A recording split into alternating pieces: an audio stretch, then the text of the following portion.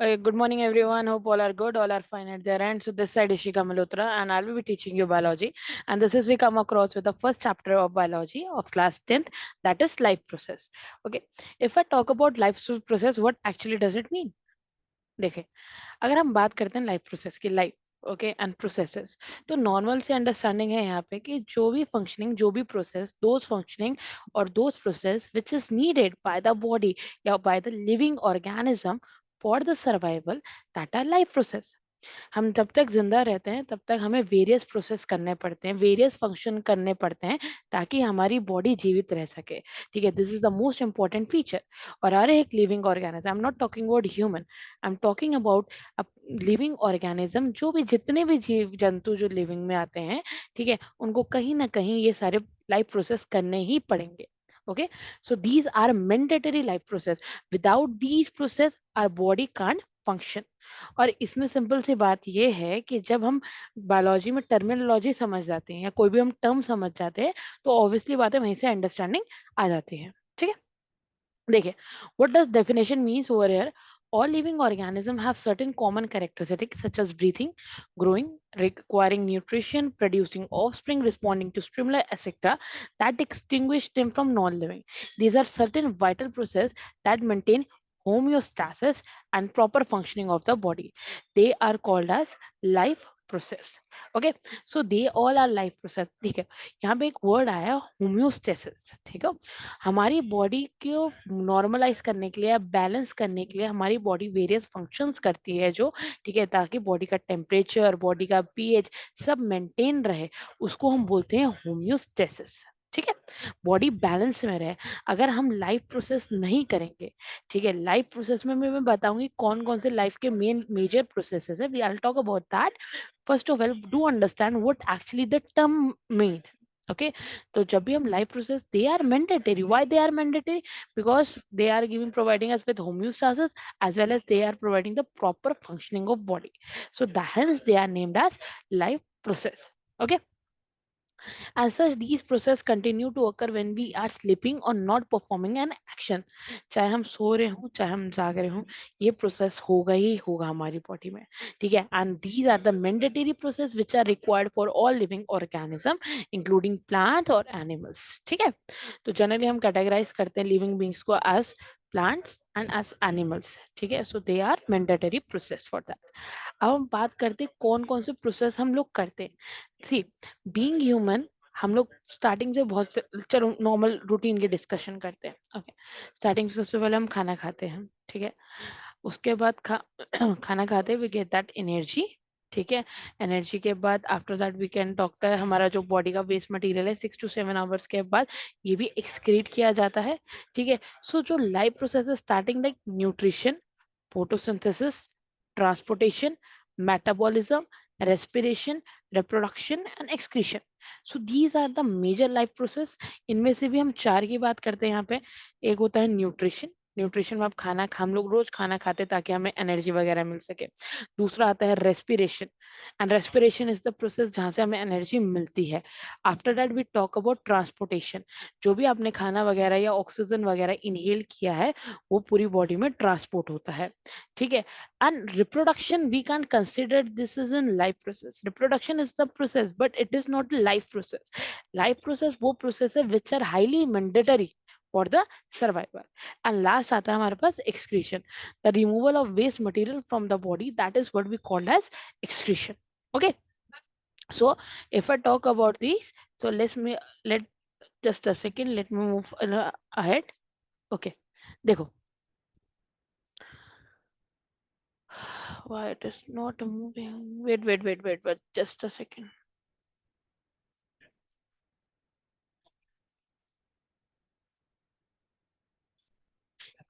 okay yes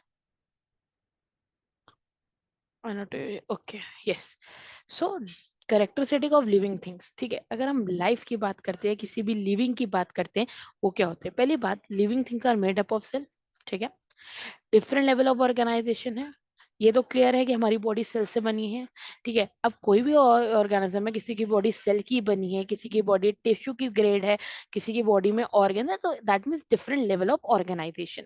different level of organisation का मतलब क्या है कि यहाँ पे जो बॉडी है किसी भी, देखो कुछ यूनिसेलुलर ऑर्गेनिज्म भी होते हैं and some organism are multi cellular.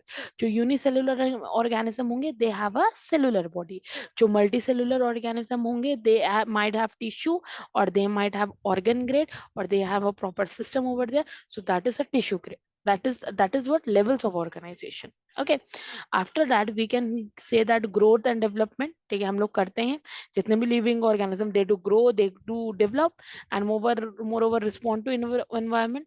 environment भी को response करते हैं, अगर हमारी body में कुछ भी action reaction होते हैं, our body used to respond. And last, we reproduce, or living things do reproduce. So these are the characters of living things. अगर हम living है तो ये सारी चीजें जो है हम करते हैं, ठीक है। अब आगे चलते हैं।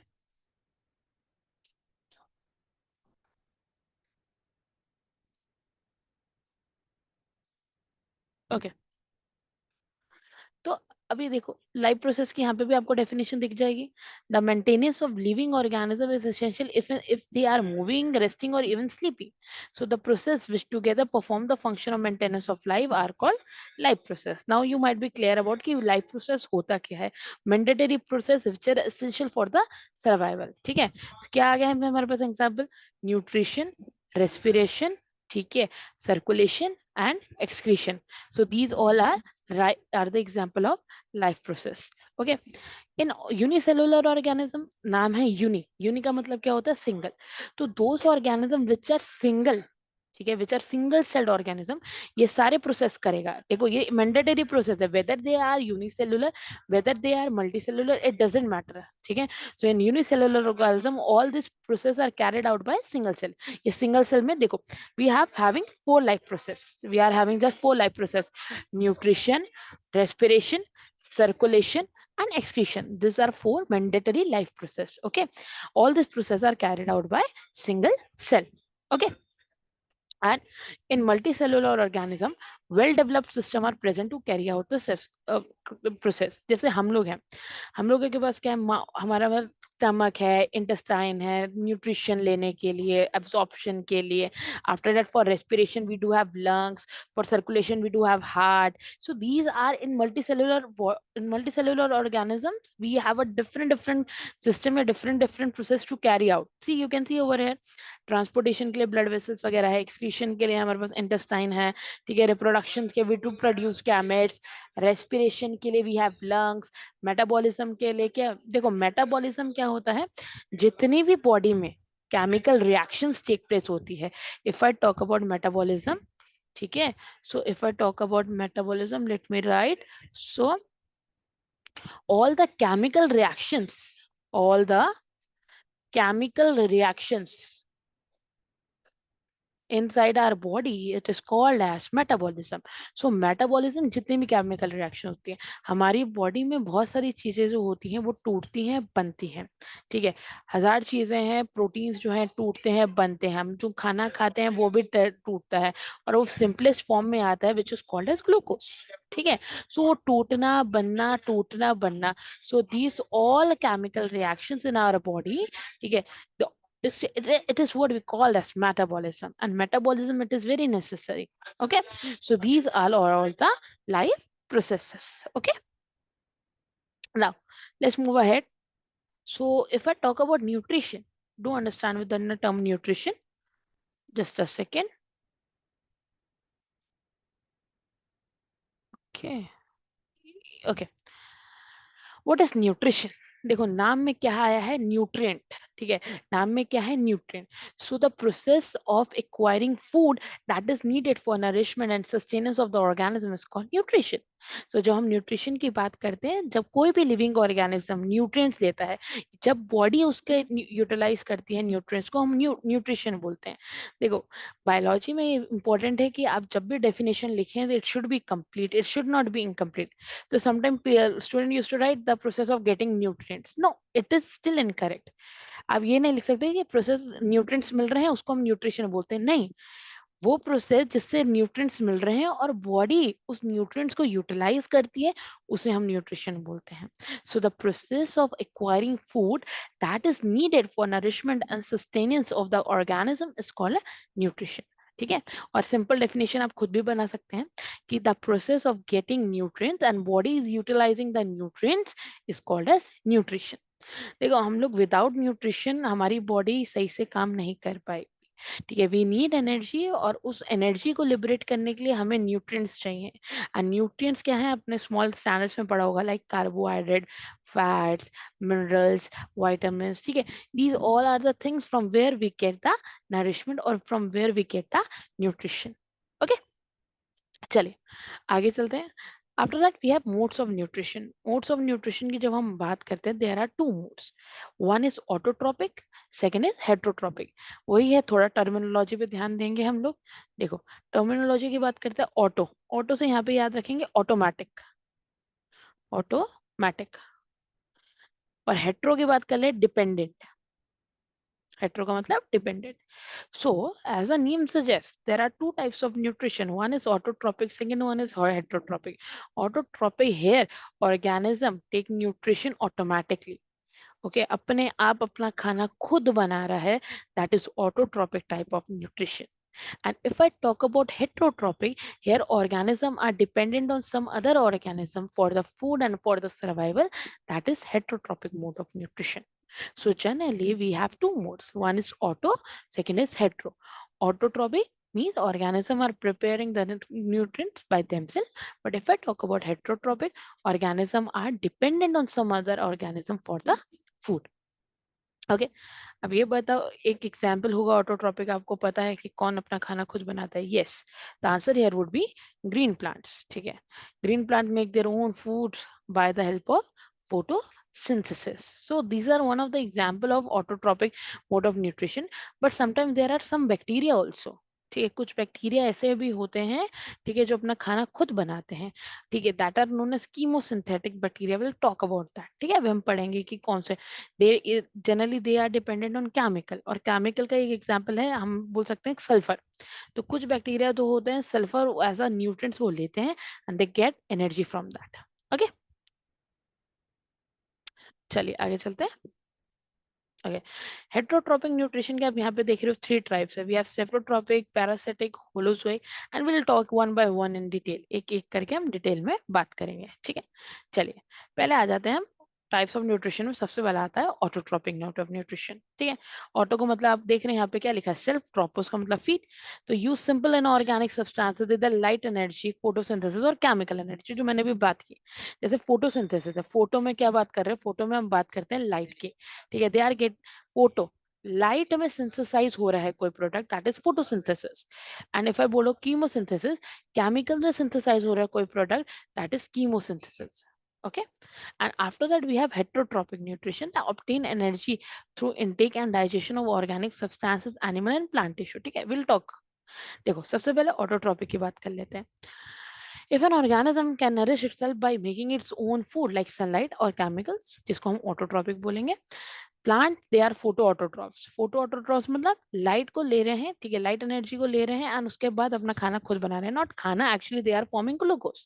And some of the bacteria we do have. ठीक है. Few bacteria use chemicals to derive energy and are called as chemoautotrophs. ठीक है.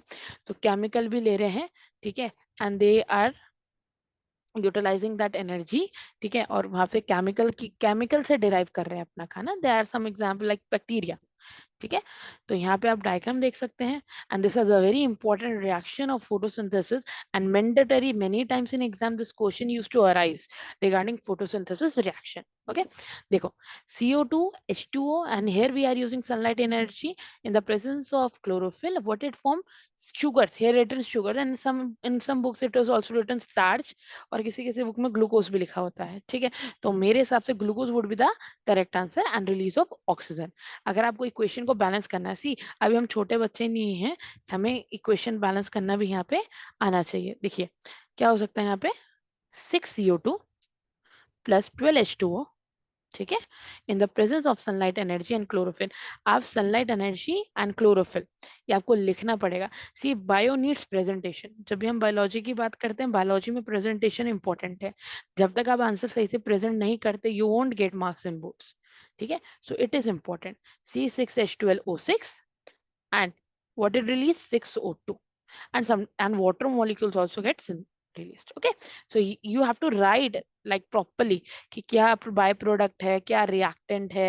ठीक है, this is the this is the way how you write in your exams. ठीक है, okay, so this is what about the photosynthesis in organic चीजें। Inorganic चीजें में क्या आ गया, मान लो हमारे पास यहाँ पे कार्बन डाइऑक्साइड हो गया, वाटर। अब यहाँ पे अगर आप डेफिनेशन देखोगे, ठीक है, ये ऊपर जो आपको यहाँ पे लिखा होगा, ठीक है, यहाँ पे लिखा है use simple inorganic substances and इधर लाइट एनर्जी और केमिकल एनर्जी। यहाँ पे भी लिखा होगा, यहाँ पे plant photosynthesize use light energy, they are phototrophs. And what things they are required, they require see carbon dioxide, water। you know that plant जो होते हैं CO2 लेते हैं, ठीक है, they also need water and in the presence of sunlight and with the help of this pigment chlorophyll। अभी हम आगे बात करेंगे क्लोरोफिल का मेजर काम क्या होता है। Generally chlorophyll is needed for the absorption of sunlight, and what they form glucose and oxygen and water. Okay, so this is all about today. Till here we have talked about autotrophic mode of nutrition, and today what we have discussed, we have discussed about life process. So generally चलो let's take 5 minutes to get revise all this thing। ठीक है, revise कर लेते हैं। सबसे पहले हमने बात करी लाइफ प्रोसेस। तो life process are those process which are highly mandatory for an exam for an living organism to survive. ठीक है, without this life process our body could not be functionable. And कितने life processes, there are 4। we are having nutrition, respiration, transportation and excretion, and reproduction it is not a life process। अरे हमारी body reproduction करती है, पर एक as बात करती है, तब तक हमारी बॉडी में सारे लाइफ प्रोसेस हो ही रहे हुए हैं। ठीक है, दे आर मैंडेटरी। रिप्रोडक्शन करें या ना करें that is something else, but हमारी बॉडी में 4 प्रोसेस मैंडेटरी है। Okay, after that we have talked about first life process, that is nutrition। and in nutrition में हमने जनरली आज बात की about the autotrophic nutrition। so autotrophic nutrition का मतलब क्या होता है, जब ऑर्गेनिज्म खुद अपने लिए खाना खुद बनाता है या they take in nutrient by themselves, they are called as autotrophic mode of nutrition। and here we are having two types, one is photoautotrophs and one is chemoautotrophs। photo means they are taking light energy for the for nutrition purposes, and chemo means they are driving energy out, they are utilizing the nutrient from the chemical। Okay, so this is all about today's session. We'll be meeting in our next session. Till then, take care. Bye bye, good evening.